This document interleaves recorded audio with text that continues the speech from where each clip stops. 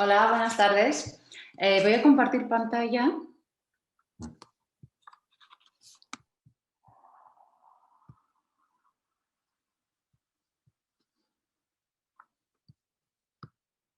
Bueno, perdón. Bueno, imagino que se ve.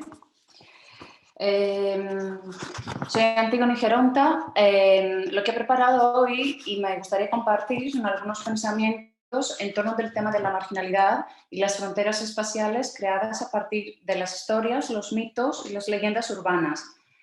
El enfoque se pone en el caso particular de Afurada, una villa pesquera en el norte de Portugal, y lo que presentaré son fragmentos que no pretenden explicar un todo, o sea, describir lo que es Afurada, sino acercarse a la noción de la espacialización del mito. Por lo tanto, hay tres conceptos claves que voy a intentar abordar. Primero, la cuestión de interioridad-exterioridad. Cada espacio social y físico tiene un dentro y un afuera. Cuando vine a vivir a Furada, por ejemplo, el dueño de mi casa me avisó que no debería ir sola por la noche, más allá de una determinada calle, ¿no? O sea, ya se ponía un espacio de un dentro, de un afuera, de lo que era nuestro y de dónde pasaban cosas raras. Segundo punto es la cuestión de exclusividad y exclusión, un juego de palabras de matriz económico, el objetivo motivador para la posesión de capital, que es la cuestión de cambiar de vida. Tercera, el efecto de la naturalización, el concepto de Bourdieu, según quien las jerarquías sociales se expresan en el espacio físico de tal forma que determinadas diferencias producidas por la lógica histórica pueden parecer como surgidas de la naturaleza de las cosas, siendo la idea de la frontera natural un ejemplo de ello. Así, bueno, así empiezo con esta frase, a marginal de todos, parafraseándola, lo marginal es de todos. Eso tiene un poco que ver con una especie de derecho a lo marginal, ¿no? Lo que Manuel comentaba por la mañana, porque que nos interesan siempre personajes marginales. Y este concepto circuló por las calles de Afurada en 2016. Se trata de una campaña del Partido de la Izquierda contra la especulación, la privatización y la construcción del litoral, después de una serie de proyectos urbanísticos que empezaron a ocupar y privatizar el suelo urbano. En el mismo marco, pues, de una economía capitalista, de la higienización de las ciudades y la atribución de un carácter homogeneizador y naturalmente plácido, seguro y de calidad, hemos sido testigos de esfuerzos de expulso de todos los elementos aquellos que no encuadran a este perfil. De pandillas, santos y fantasmas, de noche, de ambulaciones y vida callejera, de peleas, oscuridad y pobreza, de los que permiten perpetuar los mitos. Este podría ser, pues, un título alternativo y básicamente sobre lo que voy a hablar hoy. Sigo así para ubicarnos y delimitar el territorio de mi caso de estudio. En el primer mapa podemos ver, en la de izquierda arriba, podemos ver marcada la región que es la región norte de Portugal, y en rojo más oscuro destaca el área metropolitana de Oporto. Abajo podemos ver el dicho área metropolitana de Oporto con las 17 ciudades que lo componen, y se indica en el rectángulo la ubicación de la ciudad de Oporto, la que se ve en la imagen del medio arriba. Se extiende del litoral y a lo largo del río Duero, y la imagen del medio abajo es la parte de su centro histórico, declarado como Patrimonio de la Humanidad por la UNESCO en 1996. En el mapa de derecha arriba se puede ver dentro del círculo rojo lo que básicamente se entiende hoy en día por el centro de la ciudad, aunque realmente son dos ciudades divididas por el río Duero, en el norte Oporto y en el sur Vilanova de Gaia. Por último, abajo, el área que destaca de forma de triángulo es la parroquia, el distrito de Santa Mariña y São Pedro da Furada, en que de forma administrativa se insiere Aforada. Y con esto aquí podemos ver que Aforada se despliega en la orilla izquierda del río Duero, casi en su desembocadura al Océano Atlántico. Desde el siglo XIX constituye una localidad compuesta por inmigrantes procedentes de pueblos cercanos que se instalaron en este territorio debido a su ubicación para ejercer la labor pesquera. En 1952 se inaugura la parroquia de San Pedro de Aforada, hoy en día compuesta por aproximadamente 3.500 habitantes repartidos por un área de 1 kilómetro cuadrado. Aforada se divide de nuevo en 3 barrios, siendo esta parte aquí del litoral el barrio llamado Aforada de Baixo y el núcleo principal con unos 1.000 habitantes, y el área sujeta a las transformaciones urbanísticas que se están implementando en toda esa área a partir del programa Polis desde el año 2000.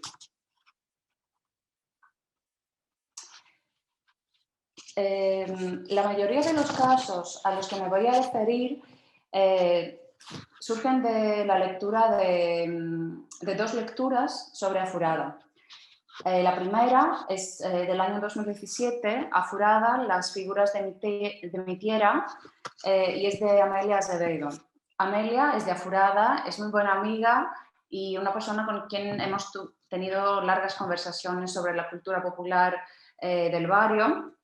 El segundo es un libro de 1992, escrito por el padre Araujo, alguien que ha sido muy estimado por una determinada parte de la comunidad, siendo también una figura polémica, ya que él era muy cercano al régimen del Estado Novo. Ambos libros tienen un carácter autobiográfico, pero el libro de Amelia, perdón, es una recopilación de apuntamientos suyos escritos en los cafés, en la calle, a partir de las conversaciones de su día a día y desde una posición igualitaria en la comunidad, siendo ella misma una de ellos. Al contrario, el trabajo de padre Araujo se trata de un proyecto ambicioso llamado Historia de Aforada, y es desde un punto de vista superior, el de poder, y además de un poder eclesiástico que para una parroquia sería lo que equivale al poder administrativo, ¿no? Así pues, las duras condiciones de vida, la precariedad social y económica, la escasez de infraestructuras que llegaron incluso a la asignación de un apodo a los aforadenses por parte de los varios vecinos, pues ellos eran conocidos como los de la Tierra del Cubo. Este apodo surge, según cuenta el padre Araujo, por la ausencia de sistema de alcantarillado que obligó a la gente a usar los cubos en lugar de sanitas y despejar luego los desechos al río. De hecho, las mujeres tomaban cargo de esta tarea, llevando estos cubos sobre la cabeza, como se hace hoy en día con la ropa o con la venta de pescado. Pues estas mismas condiciones forman luego parte del patrimonio inmaterial del lugar.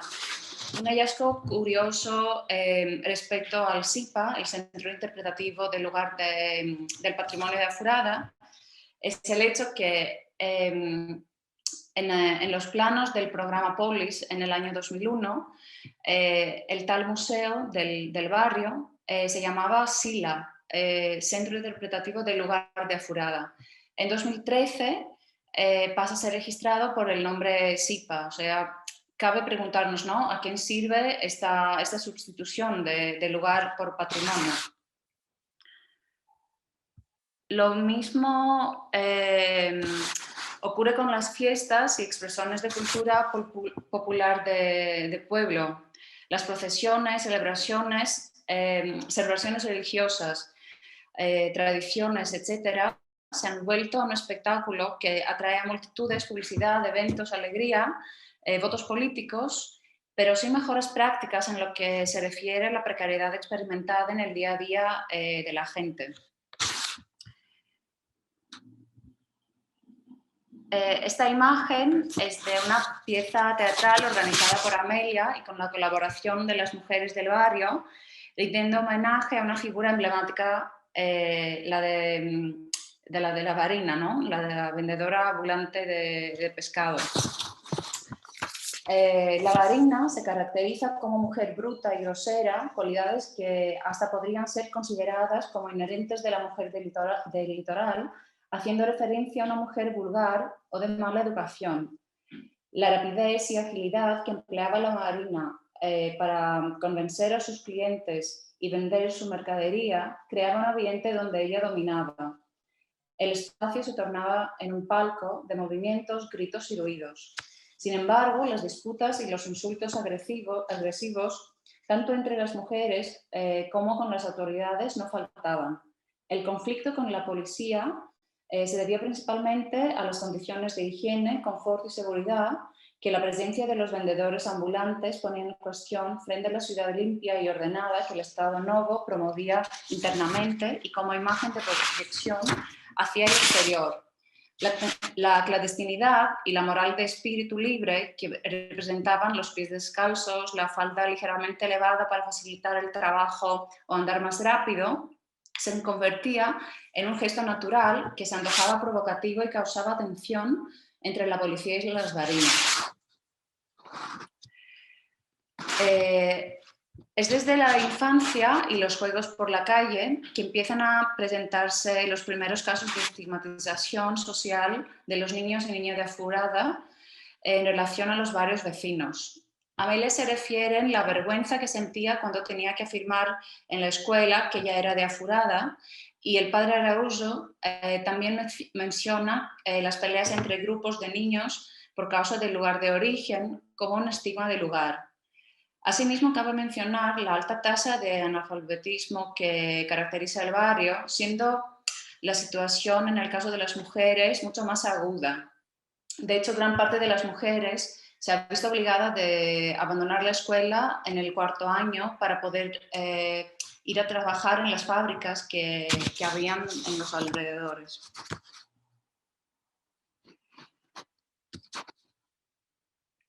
Nada, aquí apenas un breve comentario sobre el peligro por las catástrofes naturales y las inundaciones del río, que era un fenómeno muy frecuente en el pasado y básicamente por la ausencia de infraestructuras en los barrios periféricos. Cuando vino el desarrollo tan deseado, el peligro para los niños y niñas que jugaban por la calle ya no viene de la naturaleza, sino de la implementación de este propio urbanismo, de una carretera de alta velocidad que básicamente interrumpe la conexión del barrio con el río, siendo que el río es un espacio vital que la gente de todas edades frecuenta.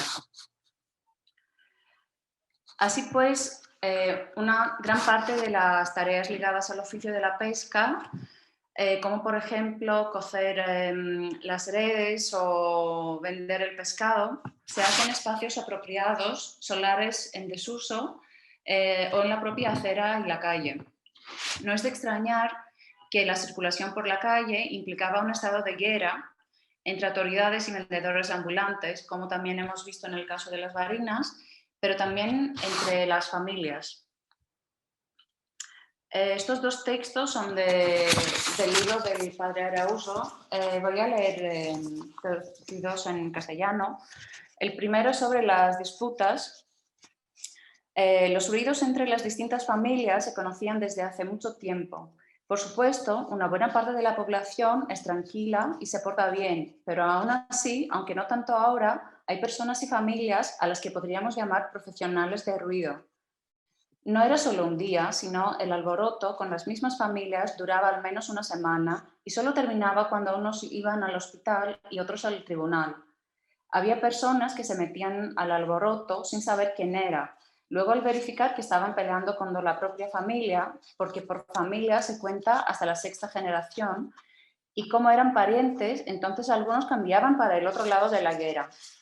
Así que el espectáculo fue gozado por quienes no tenían nada que ver con el tema, pero les gustaba verlo para saber cómo iba. Si no fuera un espectáculo triste, sería hermoso, pero si estuviera en una película.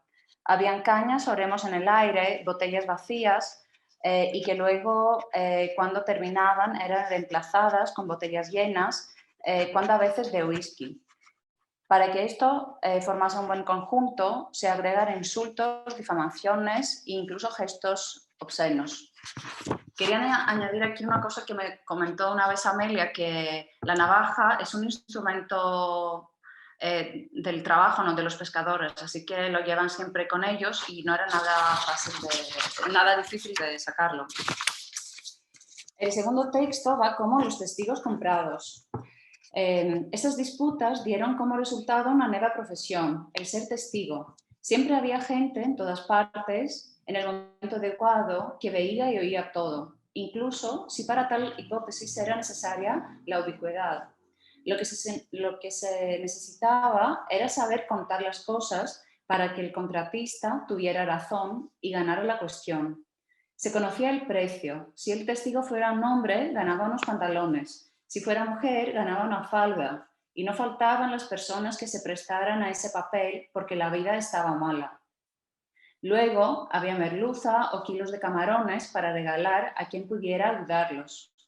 Sin embargo, los jueces no se sobornaron y la justicia caía sobre el culpable a menos que los testigos lograsen encubrir la verdad. Soy consciente de que a muchos de los que me van a leer no les gustará que escriba esas verdades sobre las disputas, pero omitir estas cosas no sería digno de hacer una historia exacta y completa. A seguir, la cuestión de la noche. La cuestión de la noche es un aspecto muy interesante ligado a la marginalidad. Incluso hoy en día con la pandemia no nos permite, ¿no? En Grecia, no sé cómo, bueno, aquí a partir de las 11 de la noche no se puede circular. En Afourada, pues, a pesar de los avisos de no caminar por la noche sola, y efectivamente confirmo que el barrio estaba literalmente desierto a partir de las 10 de la noche, a no ser que había algún evento particular, sí hubo veces que pasaron cosas raras. Esta imagen es una de ellas, de una noche que un camión llegó, descargó por la calle un monte de productos embalados de alimentos, me acuerdo como queso, jamón, luego champú, cosas así, y alguna gente empezó a acercarse y quedarse con los productos. Hasta hoy no tengo la misma idea de dónde vino todo esto. Bueno, otro aspecto, la subcultura. La subcultura creo que no reconoce centro, periferia o suburbios. Es una contesta a la opresión social y en este caso, bueno, escucharemos también un rato. Es una banda hip hop de Afourada, se llama Afourada Gang y la canción Otro Mundo. 219 vistas desde el año 2011, o sea, marginal auténtico. Un voto a favor, un voto contra y fijaros también en la estética, ¿no?, de la portada, el panorama de la ciudad, Jesucristo y la declaración de que más arriba de nosotros solo Dios.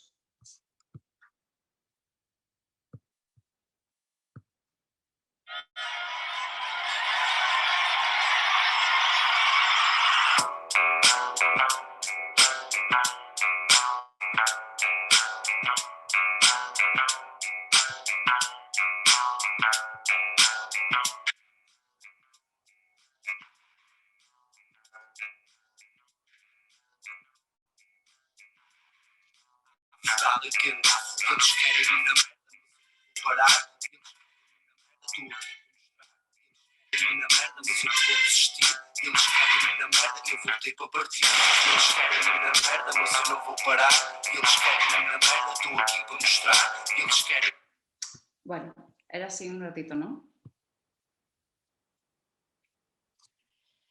Y bueno, hablando pues de los componentes que forman una identidad local o barrial, hay que decir que en la periferia no existe una identidad consolidada, sino un conjunto de poblaciones y residentes viejos y nuevos que comparten terrenos cercanos, Las fronteras económicas dividen el espacio y sus habitantes entre producto de intereses especulativos del mercado inmobiliario y producto de los desplazamientos forzados, produciendo además y consolidando la fragmentación y la desigualdad.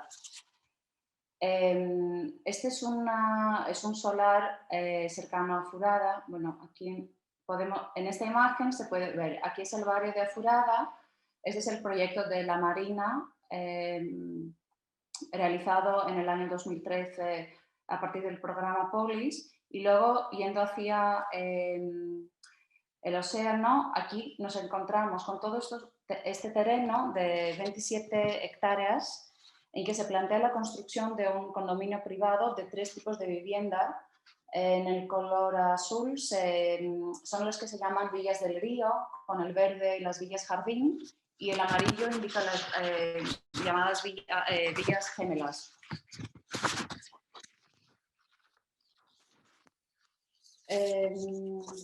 Aquí podemos ver esta imagen de las vistas desde la Quinta Márquez Gómez. Amelia me mandó un artículo hoy mismo por la mañana de la página de Idealista, en el que se anuncia que el condominio de la Quinta Márquez Gómez vendió 70 viviendas en plena pandemia. Lo curioso es que este proyecto se lleva a cabo a partir de procesos turbios desde el año 2013 por lo menos, y está en un proceso interminable de construcción desde entonces. O sea, ha pasado casi una década y nadie vive allí todavía. ¿Qué pasa, pues, no? En una conversación que he tenido con una... bueno, esto ya hace un par de años, pero en una conversación con un señor del barrio de Afurada, y expresando yo, por mi parte, la rabia por toda esta transformación del barrio, el hombre me dijo: no te preocupes, hija, nada va a pasar, la quinta al menos no se va a construir. Y yo como me sorprendí, ¿no?, con la firmeza de sus palabras, y cuando le pregunté al respecto, él me dijo: pues claro, tú no sabes quién es el Márquez Gómez. El Márquez Gómez era un emprendedor muy viajado que vivía en el Palacete con su mujer, su hijo y una empleada doméstica. Entonces su hijo se enamoró de la empleada doméstica, y como su hijo se enamoró de la empleada se quedó embarazada. Pero el padre no quería permitir esta relación, entonces cogió a la chica, la puso en un barco y la expulsó a África. Aquí, bueno, se intuye también esta cuestión de clases, ¿no?, que la empleada probablemente era de origen africano. Bueno, esto no lo comprobé, pero imagino a partir de lo que él contó. Entonces, él siguió su discurso diciendo que el hijo se quedó devastado por lo sucedido y se suicidó. Pero su fantasma nunca abandonó el monte. Se puede ver incluso en un reportaje que se rodó por la RTP, en un programa de televisión nacional portuguesa, y allí se puede ver su espíritu y tal, y según el señor la construcción no podría cumplirse por el hecho del sitio ser asombrado, ¿no? No he conseguido encontrar el reportaje. Incluso hubo una altura que con amigos estábamos pensando de dar algo y empezar a divulgar esta cuestión, ¿no?, del terreno ser asombrado. Luego desistimos de la idea porque nos damos cuenta que esto podría atraer incluso todavía más turistas o gente encantada por este tipo de fábulas. Entonces llegaré al resultado contrario. Y bueno, esta es la última imagen del mítico Palacete y la Quinta Asombrada, y el eslogan de la inmobiliaria que gestiona el proyecto: naturalmente exclusiva. Y esto lo dejo como resumen de los conceptos que me referí en el principio sobre el mito y la marginalidad, ¿no? El contraste entre interioridad y exterioridad, el juego de exclusividad y exclusión, y el efecto de la naturalización de las fronteras. Y cierro con algo más de la escena hip hop de Oporto, Esta vez una colaboración de Peña de tanto de Porto como Vilanova de Gaia. Es algo que me mandó un amigo hace 2 días de un nuevo esquema que montaron con otros amigos y cuando le pregunté cómo se llaman, me dijo que el nombre es Lumpen Prolec. Entonces pensé, claro, esto debe que aparecer en la jornada de hoy. Bueno, lo leo y os dejo con esto. Las brumas de tu memoria no borran la desgracia de la historia, de la tierra arada por el sudor de esclavos, un pueblo formado por escoria, museo donde la matanza es gloria, pudor esconde la mente predadora, poetas lustran con paños de muerte, ya brilla el escudo de armas de la victoria. Historia de un pozo sin fondo, donde toda la gente cae, historia de un pozo sin fondo, el pasado es cultura de Estado. Historia de un pozo sin fondo, mitos mal contados, controlan a un pueblo confundido. Bueno, gracias. Y gracias a esta gente que sigue solidaria con todo lo marginal. Bueno, ya hablaremos.